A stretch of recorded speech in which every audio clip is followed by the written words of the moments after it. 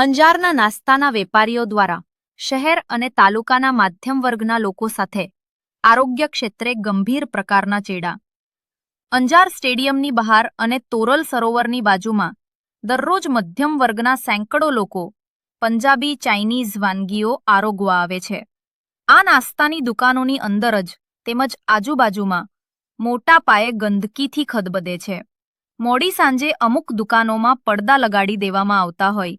મોડી સાંજે ઓછા પ્રકાશના કારણે લોકોને ગંદકીથી ખદબદતી આ જગ્યા જોવામાં આવતી નથી અને વેપારીઓ પર વિશ્વાસ રાખી નાસ્તો આરોગી અહીંથી નીકળી જતા હોય છે.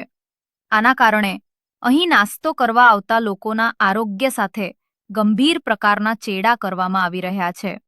જો આ દુકાનદારો સામે તાત્કાલિક ધોરણે યોગ્ય પગલાં ભરવામાં નહીં આવે અને કોઈ પણ જાતની ગંભીર પ્રકારની બીમારી ફેલાશે તો તેની સંપૂર્ણ જવાબદારી આ દુકાનદારોની રહેશે. જો ફૂડ અધિકારીઓ દ્વારા નિયમિત આ વિસ્તારમાંથી સેમ્પલો લેવામાં આવે તેવું જાગૃત નાગરિક દ્વારા જણાવવામાં આવ્યું છે. રિપોર્ટ બળદેવપુરી ગોસ્વામી, સરહદ ન્યૂઝ, અંજાર, કચ્છ.